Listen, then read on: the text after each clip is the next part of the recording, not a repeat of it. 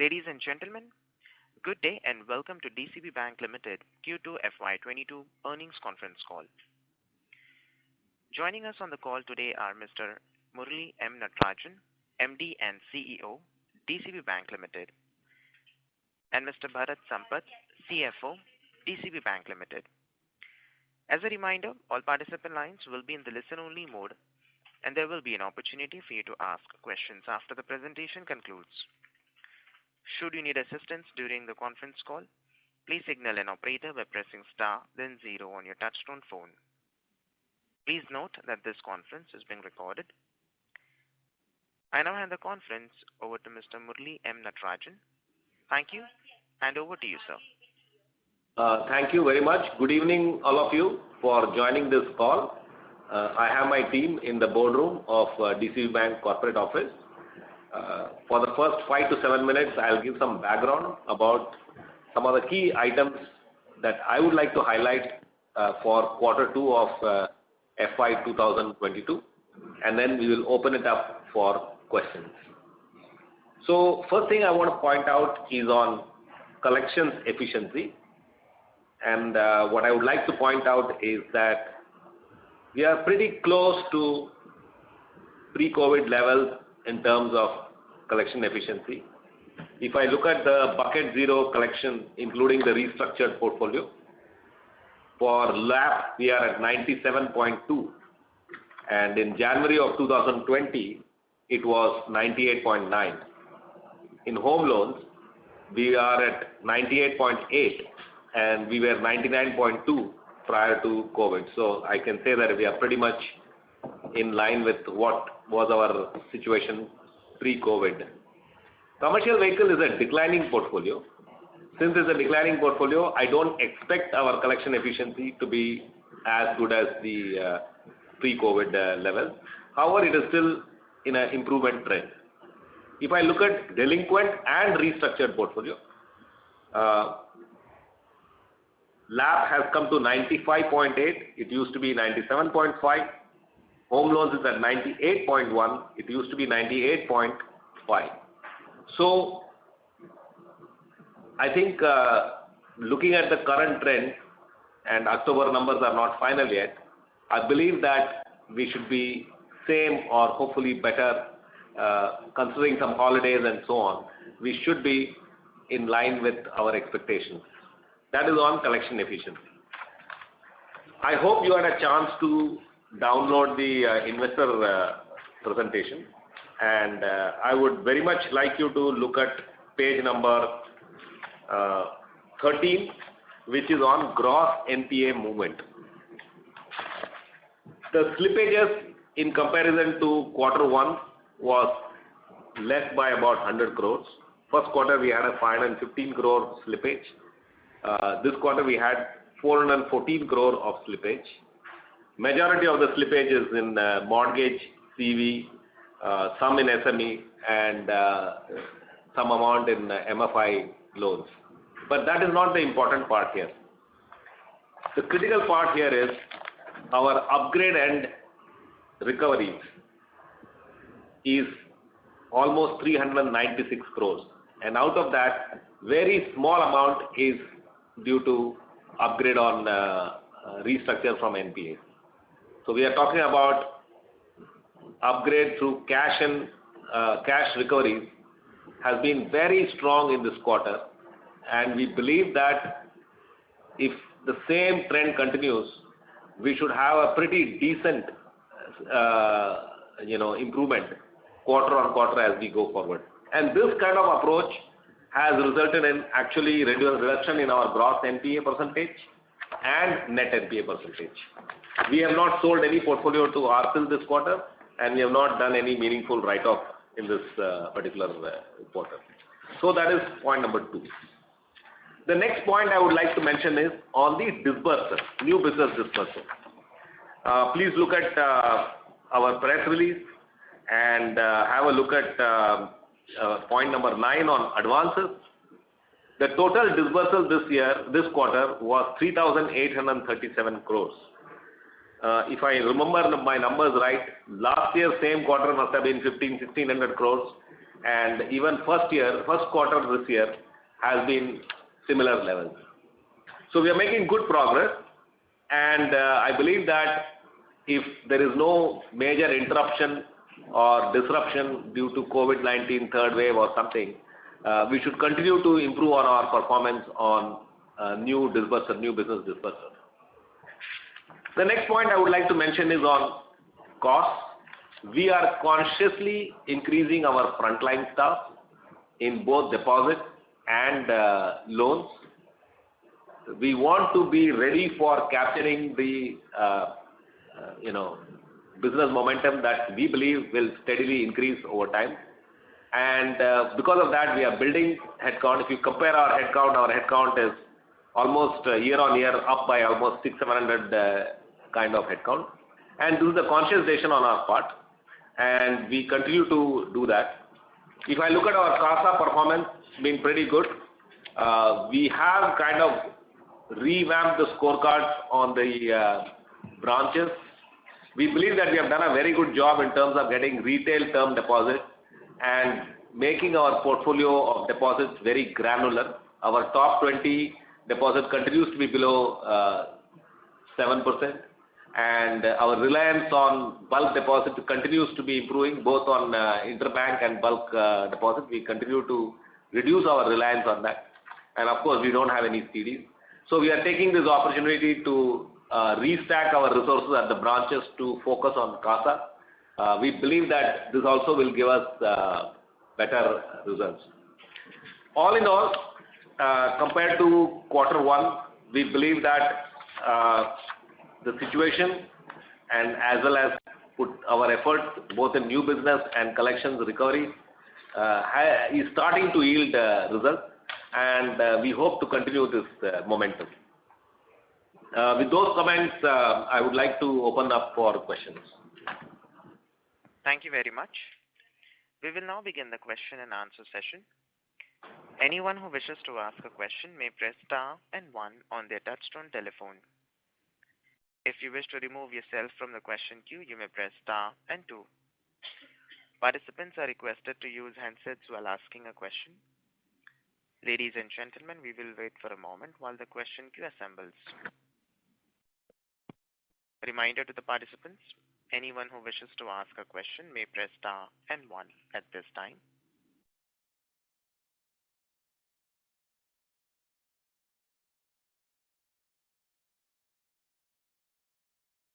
The first question is from the line of Akshay Chheda from Perfect Research. Please go ahead. Yeah, very good evening, sir. I wanted to ask, a lot of NBFCs are entering into co-lending agreements with PSU banks and foreign banks for MSME and housing loans in priority sector. So will it pose any competition to DCB Bank? It won't pose any additional competition to DCB Bank. We have done very well on co-lending tie-ups. We had done a tie-up in the previous quarter, and that is starting to yield results, and that co-lending tie-up is on gold loans.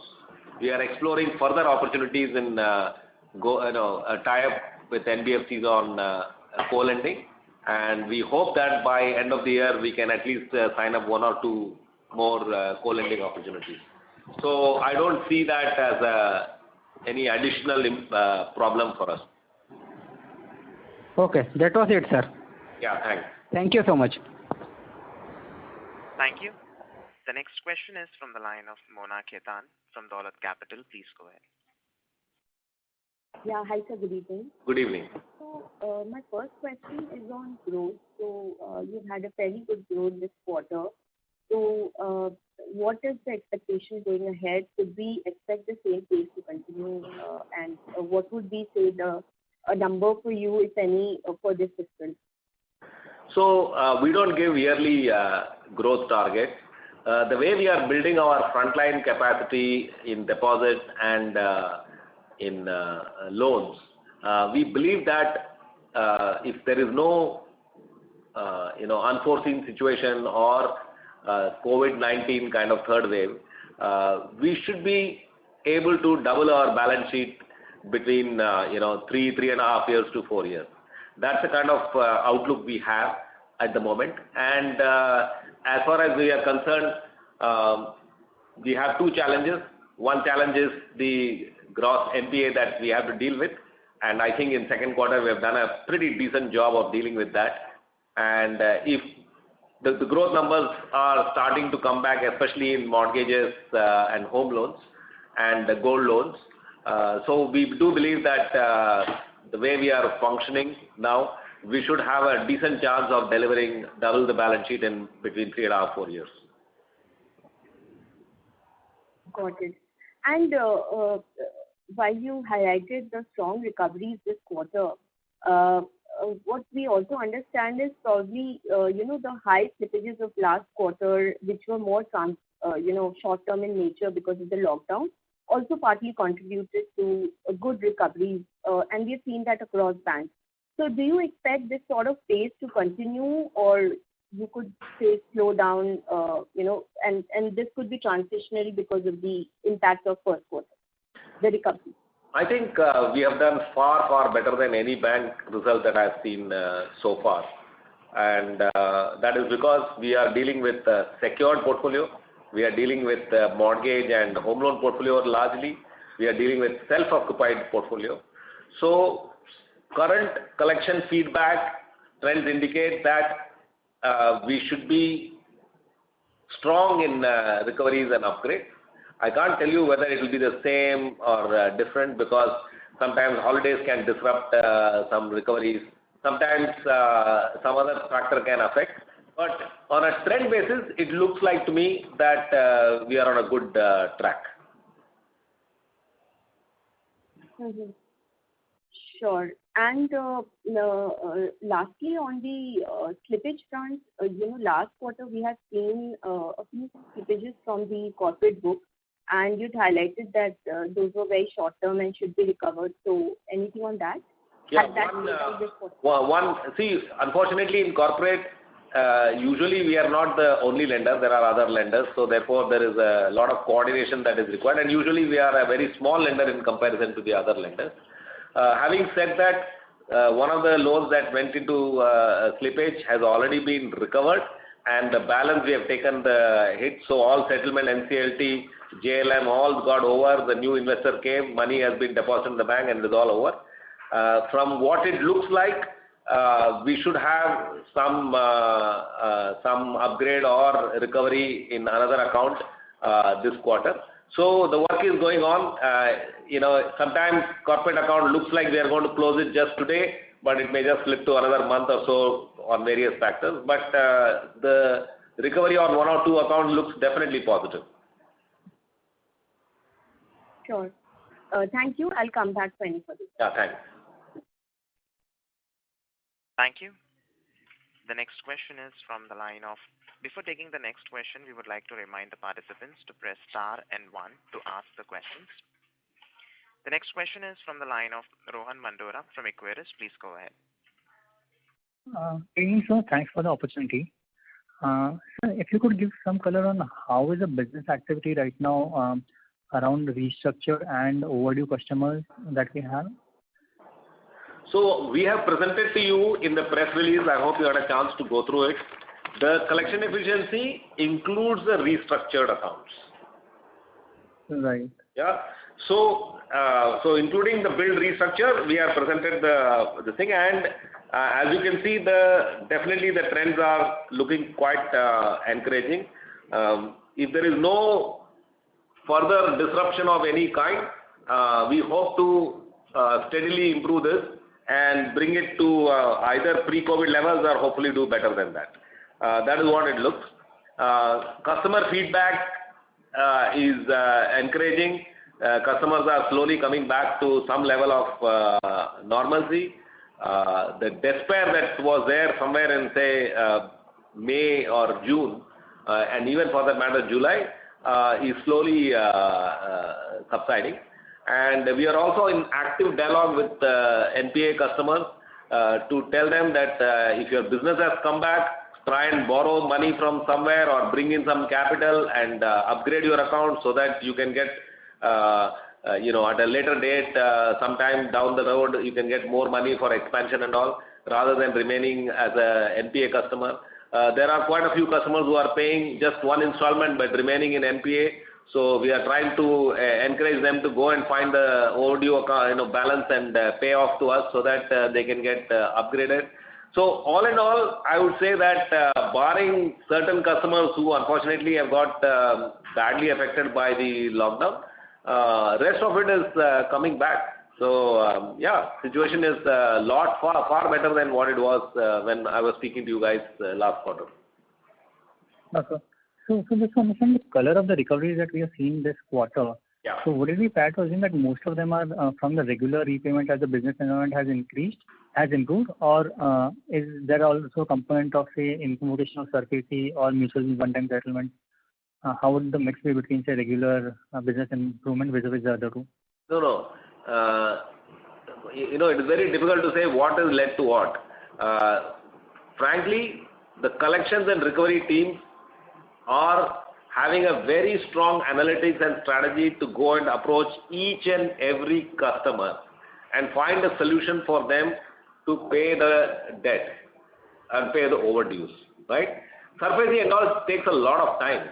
If you do SARFAESI activity, it will take anywhere from 6 months to 12 months. And you do know that till August or something like that, most governments were very busy with dealing with COVID-related matters. So attending to SARFAESI notice may not have been their priority. So these are all, while we will continue to send notices on SARFAESI, auction and all these things, but these are all based on one-to-one discussions and negotiation with customer and getting them to see the point of upgrading themselves so that they can have a better future for their business. And some of them obviously also in terms of the customer themselves agreeing to sell the property and squaring off the debt. Okay. And then lastly, on the comments on cost to income ratio likely to stay slightly elevated in the near term. Yeah. So just want to understand what kind of branch additions are we targeting on, say, next 1.5 years? We have already mentioned that in our press release, right? In 12 to 15 months, we are targeting 20 to 30. So it is not just about branch addition. We are giving additional headcount to our existing branches. We have categorized the branches as we normally do into various performance, potential, and so on. And based on performance and potential, we are giving additional headcount to various branches so that they can grow their branch to a bigger balance sheet. There are many branches which are wanting to do more, but they don't have enough space. So we are helping them to get more space or relocate to a nearby place with a bigger branch so that they can perform better. So all those activities are going in full swing at the moment. Sure. And just on this cost thing further, so one would be like a normal capacity addition which is happening, and if we were to also include the new initiatives like the technology expenses and other things. So in terms of the incremental OPEX, how would it be split between the growth of OPEX would be split between new initiatives vis-a-vis capacity addition? We don't have those kind of breakup. We don't have those kind of breakup. We don't disclose those kind of breakup. All we can tell you is that we have put some 500 odd projects in our Mission 309 digital initiative, and about 20-30% of the projects are being done in-house. Some of the projects are being done in combination of in-house and external, and some are being completely done outsourced because we don't have the skills to do those kind of projects. Each project is being evaluated on its merits to see whether it can give us a break-even within 12-18 months type of this thing, and there is a complete project team that makes sure that those kind of discipline and governance is taken care of. All I would like to say is that the way we are looking at it now is that we see an opportunity. We see that we are in control of our portfolio, and we want to focus on steadily growing our front line, including branch network, as we have mentioned in our press release, to step up our growth. And our intention is to double the balance sheet between 3 to 4 years. Sure, sir. Thanks a lot. Yeah. Thank you. Reminder to the participants, anyone who wishes to ask a question may press star and 1. The next question is from the line of Darpin Shah from Haitong Securities. Please go ahead. So thanks for the opportunity. First is, on the restructured book, is there any more pipeline which might come in 3Q? So we must have received some queries and we have worked on it, but it is not yet implemented. Yeah. So Darpin, about 62% of our restructure is mortgages, both home loans and loan against property. Okay, and less than 2% is on any unsecured loan. So I want you to know that first, because our restricted book is not some MFI book or personal loan book and so on. So that is point number one. Then you have a smattering of commercial vehicle, SME, MSME, a small amount in corporate, and some one or two construction finance and so on. So we are pretty confident about our restructured portfolio. Secondly, we have carrying a provision for the restructured portfolio, and I think that is also disclosed in our press release. Point number, Bharat, what point is that? There's a point on provision. I don't know. There's on point, I think point 13 that you have that. Okay, that is point number 2. Point number 3 is in restructure. July was a difficult month because customers were not having confidence. And while we kept encouraging them to not take the restructure because of peer pressure and because their loan may have got restructured in some other bank or whatever be the case, was good. Was the high. Yeah, August and September was pretty much low, and October looks negligible.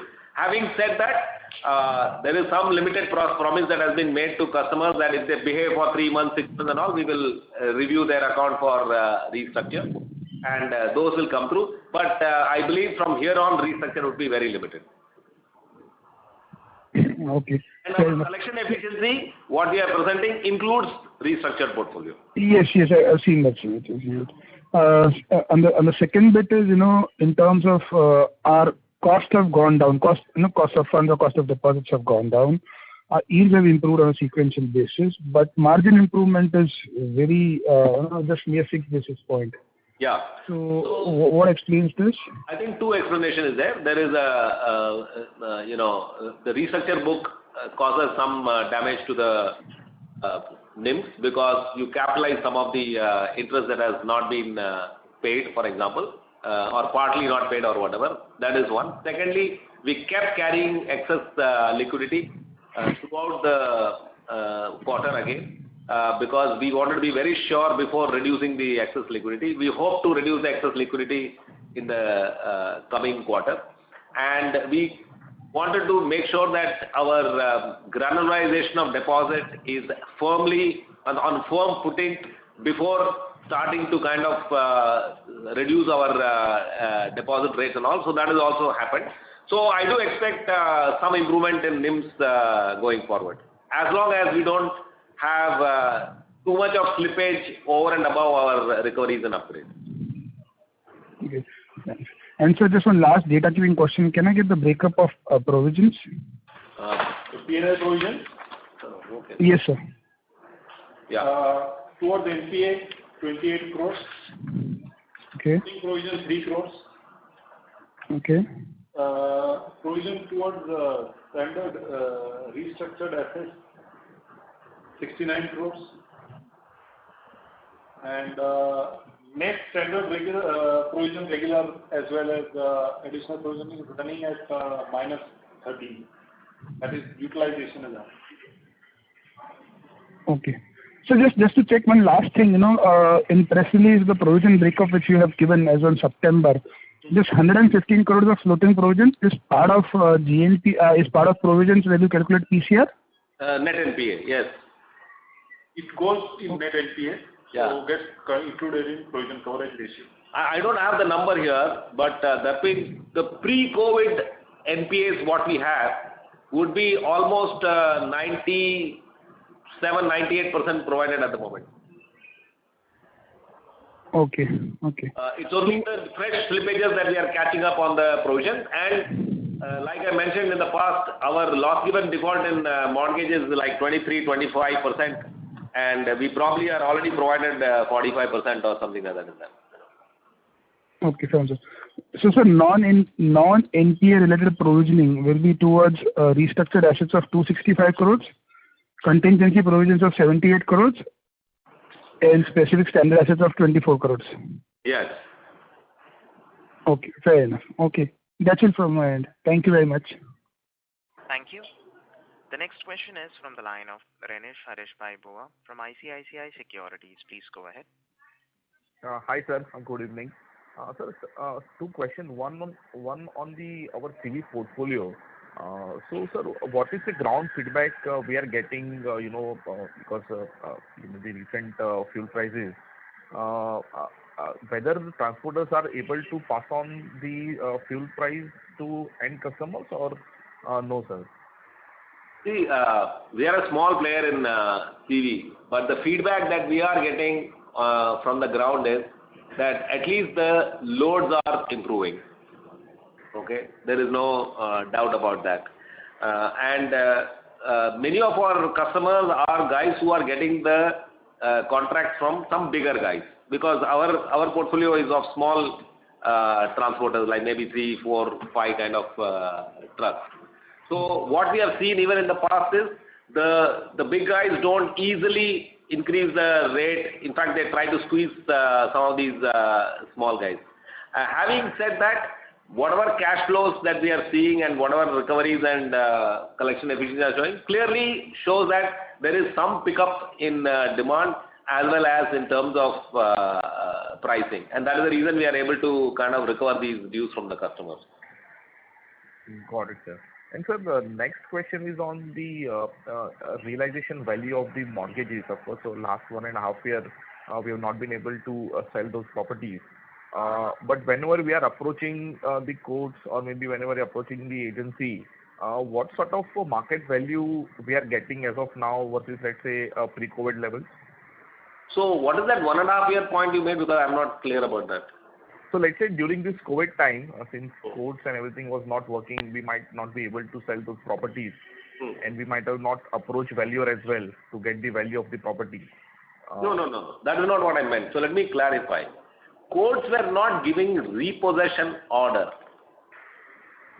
Okay.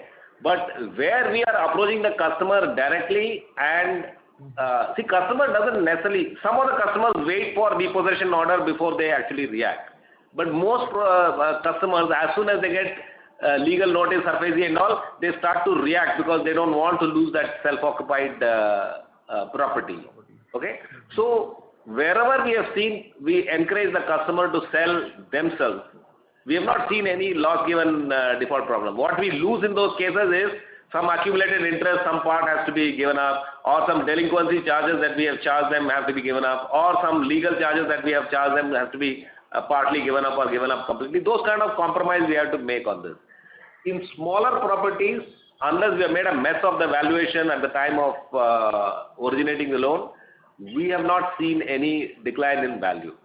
Where we have seen, and our portfolio in this category is very limited, is where if the property price is 1.5, 2 crore, the demand also has been less. Also, the realization is not that great. Like you probably lose about 20-25% of the value. All in all, experience tells us that our loss given default is in the range of 23 to 27% in mortgages. Got it, sir. And just a last question, if I can just squeeze in. On the restructured book, let's say of this entire 1,800 crore book, what percentage of book is up for billing? I mean, is out of moratorium? No, there are different categories in there. Some people we have given 0 moratorium, some we have given 3, some we have given 6. Some of the home loans, which is as per the RBI, the thing, may have been given 2 years also.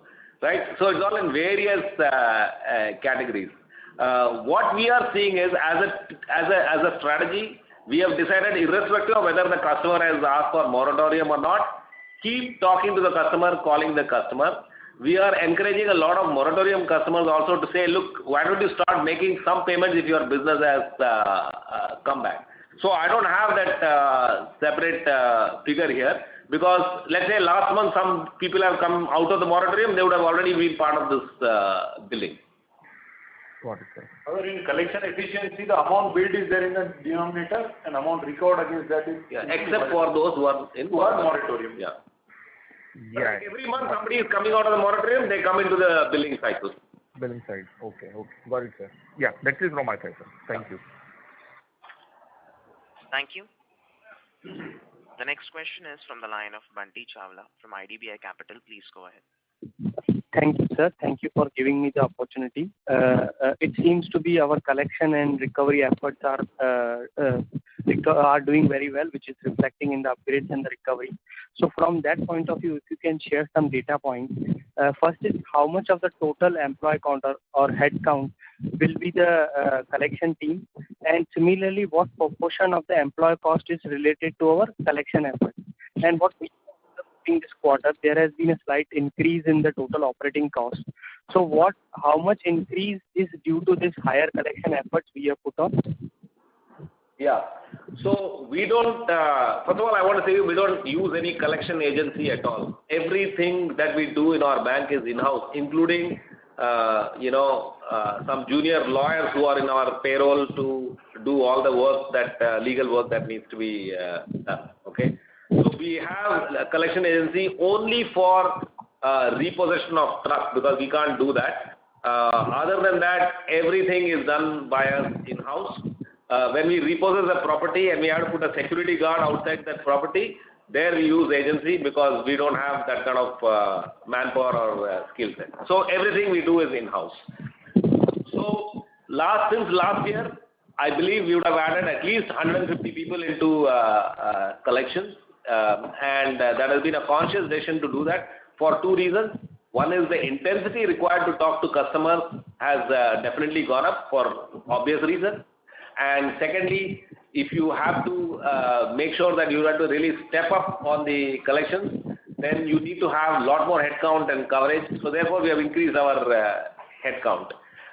We don't disclose the number of headcount that we have on collection, but I think almost about 11 to 12% of our staff would be in collections. And this collection means telecalling collections, field collections, mid-bucket collection, all types of collections, including supervisory staff. So sir, total headcount you are saying out of that 11 to 12% will be into this collection. So similarly, I can take for the cost also? 10 to 12%. So similarly, in the cost not necessarily because collection staff, the telecalling staff and field staff and all are usually junior staff. So if you go by some average cost, you may not get the right number there. Okay.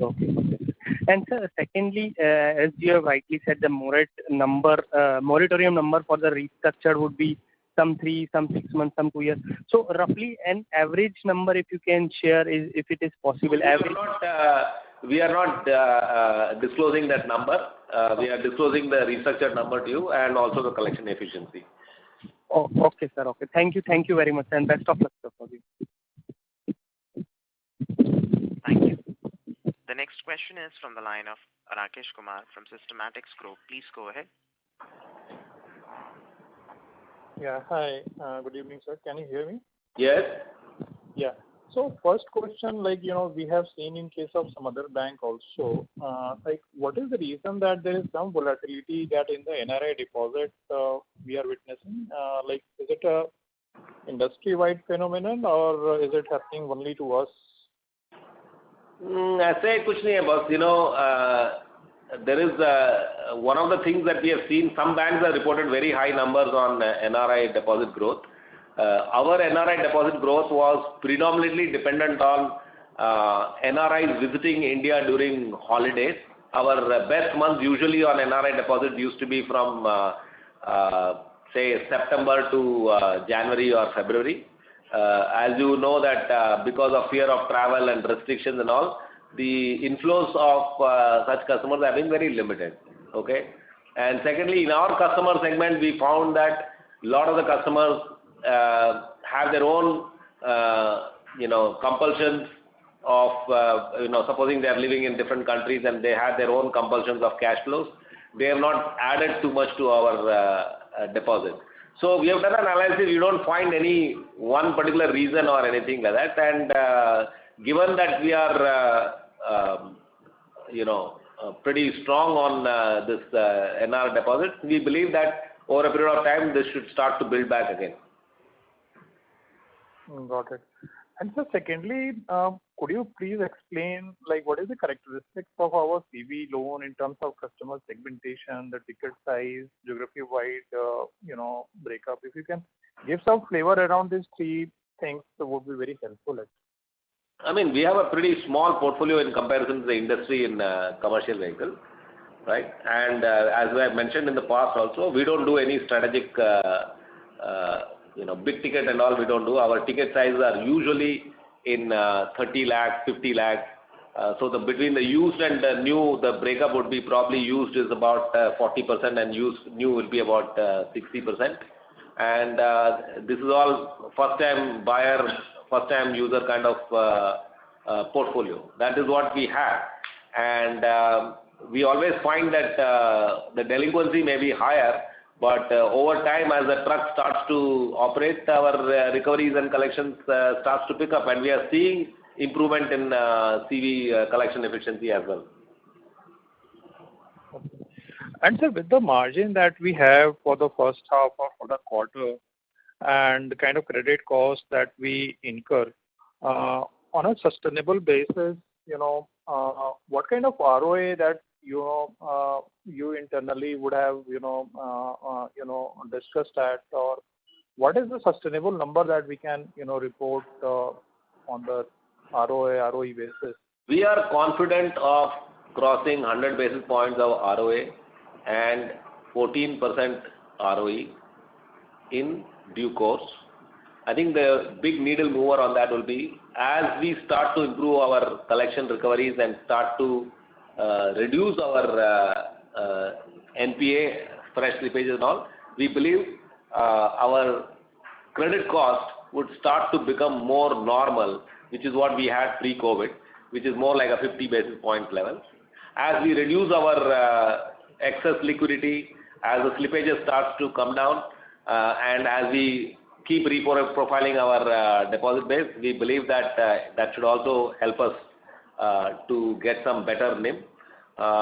And we are also planning to, as you would have seen in our stock exchange disclosure, we are also planning to repay some of our sub-debt. That also should help us to improve our cost of fund. Of course, some of the cost of fund will get passed on to customers. Our product mix is actually helping us to make sure that we have a sustainable proposition on our yield. If I was to divide the whole business into very low risk, medium risk and high risk, I would say that we are probably operating somewhere between medium risk to medium low risk, and therefore our yields reflect that. We could very well go into some of the SME businesses where you could get 17-18% and all. We don't believe that that is a sustainable proposition. So NIM will start to improve for the reasons I said, and credit losses will start to come off. And you can see that we are already performing quite well on our fee income, and we hope that it will improve further. As far as cost is concerned, in near term, costs will go up, and it's a very conscious decision for us to keep building front line so that we can build on our balance sheet, because we've had about almost 1.5 years of very kind of flattish kind of a situation, and we want to start building on that. And so the due course means we are looking at least 3 to 4 quarters down the line, numbers starting to really improve from here on. That's the way we are looking at it. Great, sir. So around 100 bps of ROA and around 20-25% balance sheet growth. I didn't say 20-25%. I said that we are looking to double the balance sheet between 3 to 4 years, and whatever that translates to is what, and that doesn't mean maybe 1 year we might do 18, another year we maybe do 21. It all depends on how the circumstances, but that is our ambition at the moment. Great, sir. Great. Very nice to hear. Thanks a lot. Thanks a lot for the opportunity. Thank you. The next question is from the line of Gaurav Jani from Centrum Institutional Equities. Please go ahead. Thank you for taking my question, sir. Congrats on a good quarter. Yeah. So firstly, just want to understand on the restructured portfolio. So, how should we look at what proportion of the portfolio would sort of slip, right? Because most of it will be longer term. And obviously, it could be a bit sticky. I'm really sorry. I'm not able to hear you well. If you can, I don't know, maybe are you on speakerphone or something? I want to answer your question, but I'm not able to hear you well. Is it better now? Yeah, far better. Yeah. Now tell me what you want. On restructured portfolio, what were you saying? Yeah. I was just asking on the restructured portfolio, how should we look at the slippages from the restructured portfolio to the stress pool? Because a lot of it would be longer term, right? So it would be sticky because 65% is housing or LAP for that matter. So, how should we look at it? What does sticky mean? No, I mean, since the tenure of the loan would be longer, so repayments would also be that way. Hence, we have probably given a longer moratorium on the restructured pool. No, we are consciously in mortgage business, and 47% of our business is in mortgage business, which by nature, the ticket size that we do 30-40 lakh, by nature is a long-term term loans that we are giving, and that's the way we see risk and build that into the pricing, cost of collections, and so on. So that's the model that we have. So we don't have any short-term loans. We don't have those PLs except for MFI loans, which is unsecured. We have very limited unsecured, exposure. So that's by design we are in this business. Now comes to restructure. The collection efficiency that we are reporting includes the restructured portfolio that is built in the denominator. Okay. So if NPA flows are happening, if customers are slipping either in restructure or in the normal portfolio, all are coming and reported as NPA. And that was about 500 crores and became 400 odd crores. Hopefully we keep reducing this slippages as we go along. Hopefully there is no interruption or issues that come up in the country, right? So that is the way we see it. Now, there is a collection team which is constantly in touch, and I kind of indicated to you that we are trying to step up on collections and recoveries. The same pool is what has given you this collections and recovery, right? There are customers who are coming out of restructure. There are customers who are coming out of moratorium, saying that I don't need the moratorium anymore. There are customers who are able to upgrade from, delinquent situation to higher situation. So all kind of mix is happening at the moment.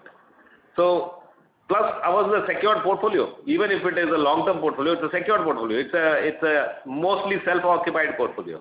And that is what we have been saying in the call repeatedly. So that is the way I see our portfolio. I don't know what you are saying, but that's the way I see it. No, sir. Thanks for the reply, but I just was looking at, trying to get at that how soon could we sort of reduce our restructured portfolio. That is what I was sort of looking at. That's why I asked. I am not too worried about our restructured portfolio. If it was an unsecured restructured portfolio, I'll be very worried. Even like I mentioned, guys who are in moratorium, I think about 70-80% of them have already been touch base by our bank. Because see, if you give a moratorium, let's say in June, I'm just saying April or June. Now June situation is different, October situation is different. We are saying, look, if businesses have come back, why do you need to be in moratorium? Many of the customers are agreeing and saying, okay, give us time, we'll tell you what to do, etc. So I think if you had given an unsecured loan, which I've already told you, less than 2% of our restructure is an unsecured loan, it's a different, so therefore I have a lot more confidence in our restructured portfolio. And we have also provided, by the way, I've told you 265 crore of provision has already been made on this restructured portfolio. Sure. Got that, sir. Thanks. So lastly, on the slippages to the recoveries upgrades, so this quarter I think has been fantastic. We've almost recovered all of our slippages. So at least in the next 3-4 quarters, would this ratio hold or would this taper off a bit? See, the collection team doesn't feel like that. Okay. However, I want to see month-on-month performance, despite Diwali holidays, despite festival, despite Christmas, whatever be the thing. I want to see the performance before telling you whether. But at the moment, the momentum looks encouraging. That's all I can tell you. Okay. Thanks, sir. Fantastic. All the best. Season's greetings. Yeah, same to you. Thank you. The next question is from the line of Mahesh MB from Kotak Securities. Please go ahead. Good evening, sir, and Mahesh. congratulations on a good set of numbers. So just an extension to the previous question. If I heard it correctly from Bharat said that the provisions for restructured loans was 70 crores for this quarter, right? Yes. Okay. So essentially, would you say that this quarter the provisions for bad loans was, let's say, the provisions for NPLs was close to negligible? Because we would have had some reversals on 400 crores and we would have made some provision on the slippages. Correct. The aging provision will continue to happen, no? So let us say we have an NPA already of stock of say 1,000 odd crores. As they age, that aging provision keeps coming up. Perfect. So just trying to understand, if next quarter you do not have restructured loan provisions of the same level as what you're seeing today, that means the second half credit cost should be meaningfully lower now? We are keeping our fingers crossed and we are hoping that we do a far better job on the credit cost in the second quarter than first quarter. Perfect. And also this ECLGS, while the sanctions have come through, disbursements have not moved much QOQ. We are very stingy on this. And frankly, I mean, I've been telling you this many times also. Customers who have taken a 12-year LAP, if you go and give him a 4-year, ECLGS, he's saying that, I mean, why? Why don't you give me a 12-year? Why don't you just give me a top-up because I'm not a delinquent customer? Why don't you give me a top-up on this? And top-up is allowed. I mean, not that we have done it because he has to show business performance for top-up. So second thing is that I don't want to give ECLGS to fix our NPA issues and all. I mean, that's not the way we want to operate, right? Perfect. So therefore, it is where they are. I mean, and when you look at a RM, you tell the RM that why don't you disburse ECLGS, and the guy is thinking that I would rather find a new customer and make my business volume than go after ECLGS. You see, to administer it, you need people not to do the documentation and so on. And the frontline is thinking that why don't I just do a new loan of mortgage or home loan or something rather than do ECLGS. So all these are a mix of things that is happening in this. So I'm not very worried about it. I think we are okay on that. No, in the sense, the customer has been sanctioned, but he's still not utilizing it. He's been sanctioned. Why does that? The department itself has sent him an SMS saying that your loan has been sanctioned. We have followed up with him. He's not interested anymore. Okay. Perfect. So overall, you say that, look, if you look at this quarter's performance, it's been good on growth. Margins have held up. Asset quality seems to be showing improvement. There are no major, let's say, headwinds that is sitting in front of you except for any unexpected event hitting us as a sector as well. Is that a fair way to look at this quarter? I think it's a fair way to look at it. I think it's also fair to say that, how difficult the first quarter looked, whatever has come out on second quarter, I'll take it. Perfect, sir. Thanks a lot. Thank you. The next question is from the line of Jay Mundra from B&K Securities. Please go ahead. Yeah, hi sir. Most of the questions have been answered. Just wanted to get your comment on growth again. So I heard, and we have always been maintaining that, the intention is to double the balance sheet over every 3.5 years. But if I look at the last 6-7 quarters, the growth has been a single digit, and for obvious reasons. But in this quarter, the growth, of course, in the disbursement, it looks like all-time high, and that also flows through in the loan book uptake QOQ. At the same time, the collection efficiency, the table that you have shown, the second table including NPA and restructuring, is showing one way uptick trajectory. So in the light of this thing, and I think you also answered to Mahesh's question that this quarter is sort of a turnaround quarter, if one were to say that. So maybe we did not give guidance in the earlier quarters because the visibility may not be there. But could you, can you help us over the next 12 months? Could we reach the previous, run rate in terms of growth, or there is still some time before you will make that comment? So just wanted to check that when do we get back to that, doubling of balance sheet phase? When do we reach there? We have, based on whatever efforts are going on, including headcount increase that we have done in frontline, including our branch expansion plans that we have set 2030 within 12 to 15 months, including the additional headcount that we are giving to branches which are having potential and performance. We have every intention to double the balance sheet between 3 to 4 years. Now, as you know, in a retail, and it will not be in corporate loans. Okay, our corporate loans will continue to be 10 to 11% of our total book. It will not be in some fantastic MFI loans, because we believe that has a lot of risks which are unpredictable and can derail you from time to time. It will be mostly in mortgages, gold loans, SME, MSME, AIB. That is where we are planning to grow. And we believe those loss rates are very predictable. And the portfolio, we were doing quite well on the portfolio till whatever COVID hit us. And even there, my guidance has always been, we are having self-occupied property, mortgages, and we should be fine. That's what I've always maintained, and I continue to maintain that. Okay. Yes, we have to deal with our NPA portfolio, which is about 4.5%, plus we have to deal with our restructured portfolio. But again, they're all secured portfolio. So I think the efforts that are going on both on the deposit side and loan side, barring any major disruption that completely throws us off rail, we are, I think, on track to deliver double the balance sheet in between 3 to 4 years. That's how I see that. Right. Okay. So, and second, sir, just a small two clarification. One is the restructured loan that we have given. If I were to calculate the gross restructuring book, then I should be adding back the provision, 265 crores provision that the bank has done. Yes. Right. And second is the co-lending figure that you have given separately in disbursement.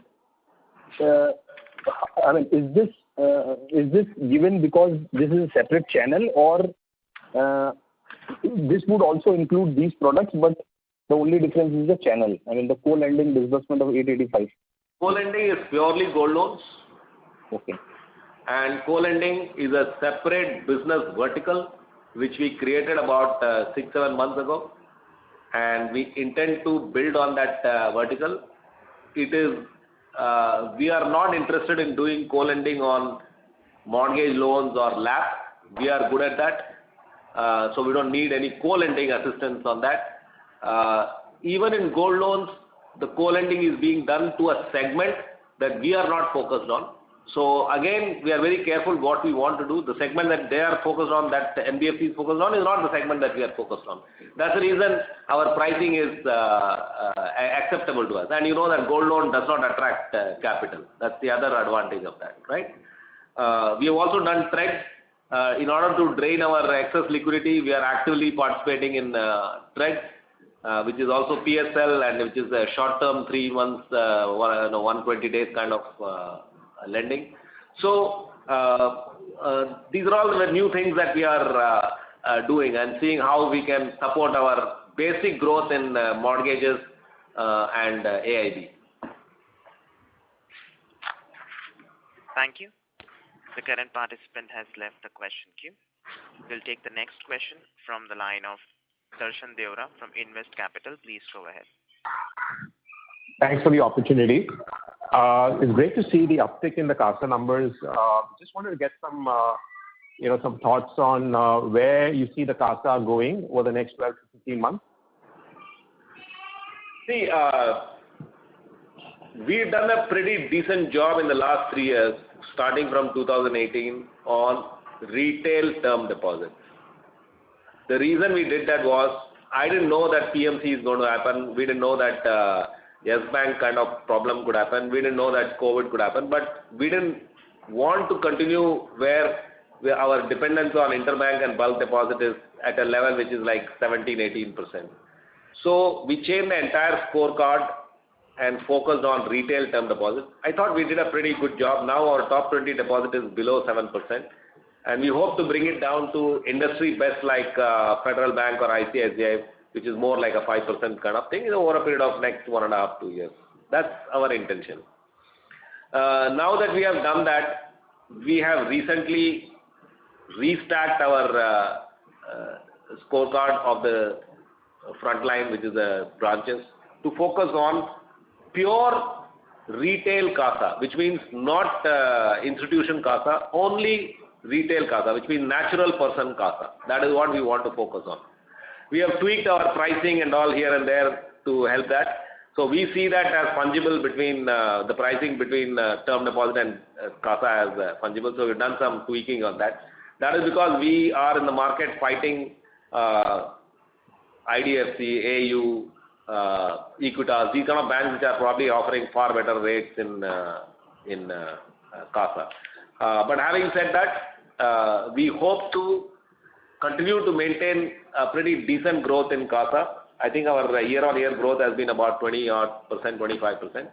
And that's the kind of growth we are aiming for. We have started this journey recently, or rather restarted this journey recently. Let me see 1 or 2 quarters and then I can give you guidance on where we are going to end up on that. So that's quite helpful and good luck. The results were great. Thank you. Yeah. Thank you. The next question is from the line of Akshay Chheda from Perfect Research. Please go ahead. Yeah, very good evening, sir.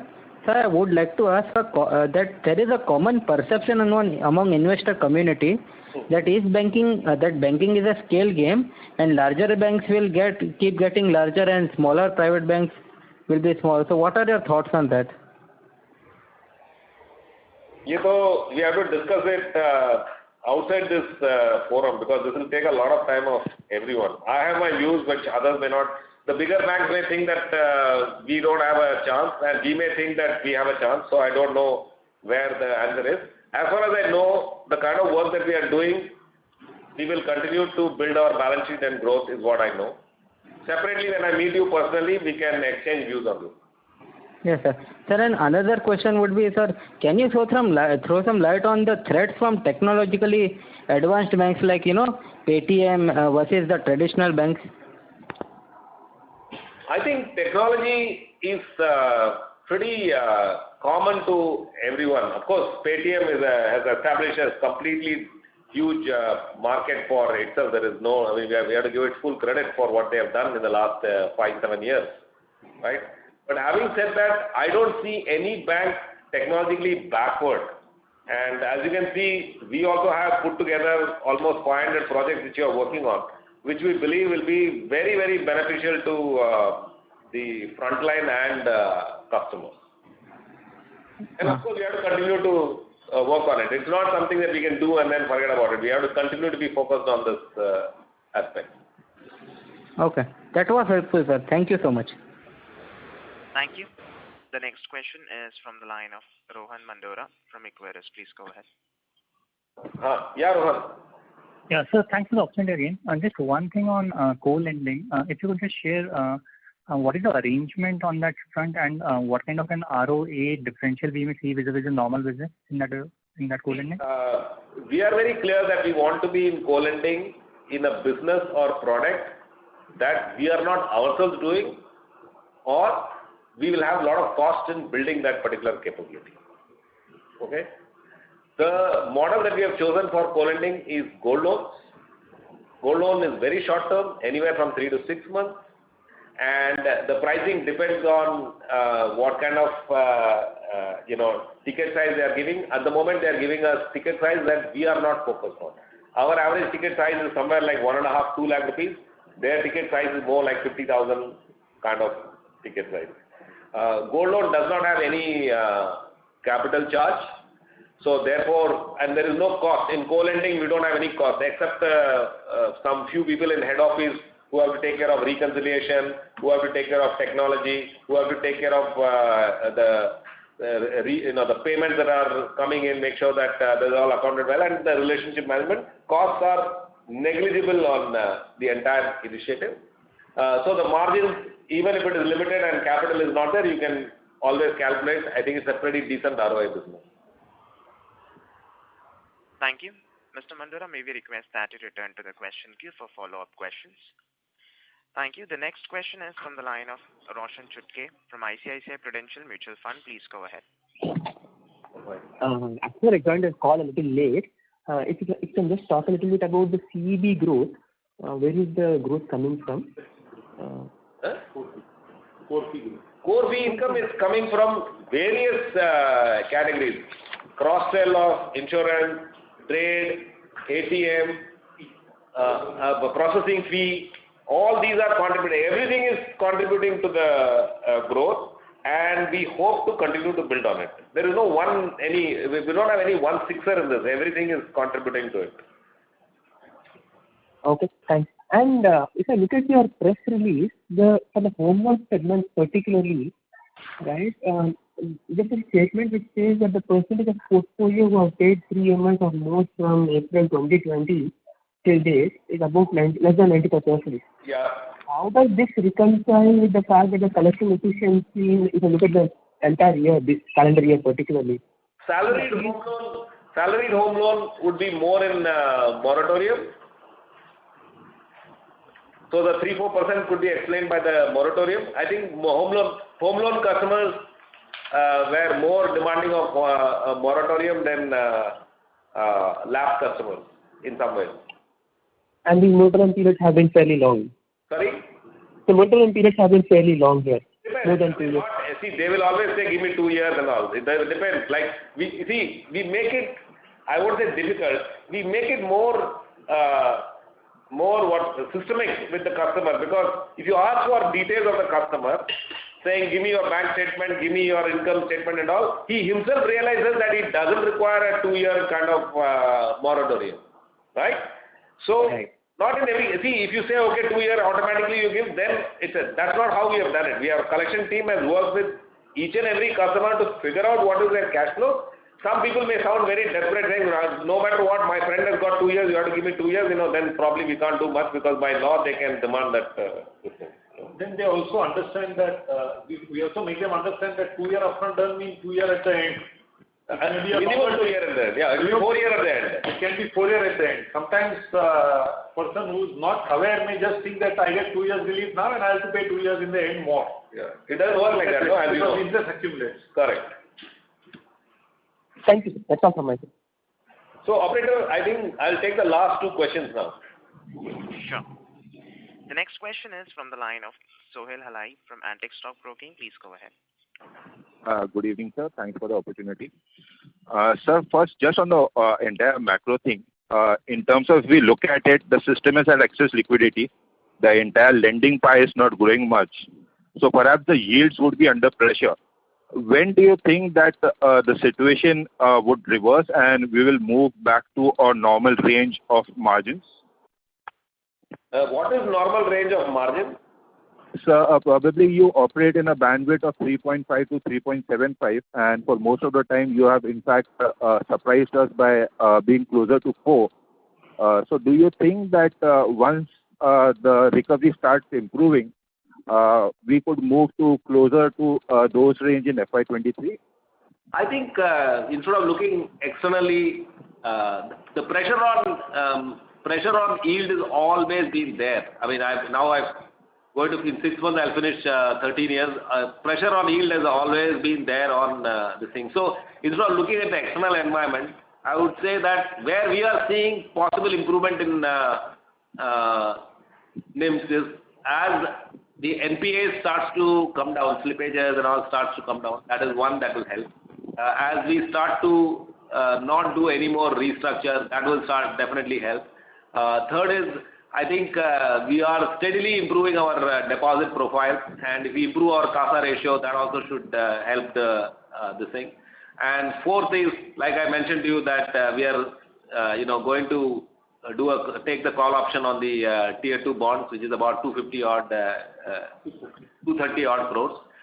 Then next point is that I told you that we are maintaining excess liquidity, and as a bank we have decided that we will start to reduce that. All that should start to steadily help. So we are confident on a steady state basis we should go about 360 basis point. But I think it might require about 2-3 quarters, maybe 2 quarters. I don't know. That's how it looks right now.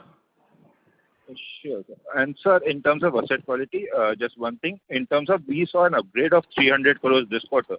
And perhaps in your commentary, you also did mention that in terms of some of these court-related cases or the DRTs, it's taking time. So is it fair to assume that if the current environment continues, probably you would be in net negative slippages in FY23? How do you read into basically in terms of the trend going forward? So listen, I am confident of our collections effort and the momentum that we are seeing. I don't want to make any prediction whether we are going to be net negative and all. Our intention is to steadily reduce the NPA ratios as we move forward. If you had asked me whether we would be in this kind of situation at the end of June, I may not have thought that this was possible. But as we started working on, as the environment started improving, and as we intensified our effort, we got some better results than we planned for. So we hope to sustain this. Let's see 1 or 2 more quarters before we decide how it looks. So at the moment, the momentum is quite all right. And sir, any color on the current quarter of upgrades, like how granular it was and what led to these upgrades? Everything in our bank is granular. We don't have any, we don't have any corporate 100 crores upgrade, and we don't have those kind of things. Okay. Yes. Even if a corporate upgrade will be like 5-6 crores. So I mean, it's very granular. So everything is granular. This quarter also it looks granular only. But anything due to restructuring that got upgraded during the quarter? Means what? That you would have implemented the restructuring and it got upgraded during the quarter, or it is entirely outside the restructuring? It is minimal. See, we don't encourage that. It is minimal. See, we encourage the customer to pay us something for us to do something, right? Unless the customer really becomes very stubborn and not want to cooperate, that's a different matter. Okay, so that is minimal. Most of the upgrades and recoveries that have happened is cash upgrades. Okay. Thanks a lot, sir, and best of luck. Thanks. So last question, operator. Sure, sir. The next question is from the line of Amit Premchandani from UTI Mutual Fund. Please go ahead. Thank you, sir, for the opportunity. I just had a question on the slippage number. Although the overall trends of asset quality have improved significantly, but if you look at the gross slippage trend, it is still at significantly elevated levels. So when do you think that will correct to more normalized 2 to 3% slippage number? And is this 6.5 kind of number likely to be significantly lower in the second half? I think if the situation continues to improve in the environment and we continue to do the work that we are doing on collection recoveries, quarter on quarter I expect some improvement in the slippages. Because you can see from 500 to 400, and we are looking at the slippages. I think even our MFI book is starting to show some improvement and lower slippages. So, barring any unforeseen situation, quarter on quarter, I think we should see improvement. If I was to take a guess, maybe give it another 2-3 quarters before it comes to some normal kind of levels, assuming there is something called normal. Sure. Thank you, sir. That's it from me. Thanks everyone for your, I know that we always do this call on Saturday evening and probably messing with your, evening on Saturday. My team certainly thinks that I am messing with their Saturday. To compensate for that, I am taking them out for a drink today. Unfortunately, I can't invite some of you because of COVID protocol. Please enjoy your evening. Thank you very much for participating in this call. Look forward to talking to you again. Bye. Thank you. Ladies and gentlemen, on behalf of DCB Bank Limited, that concludes this conference. Thank you for joining us, and you may now disconnect your lines.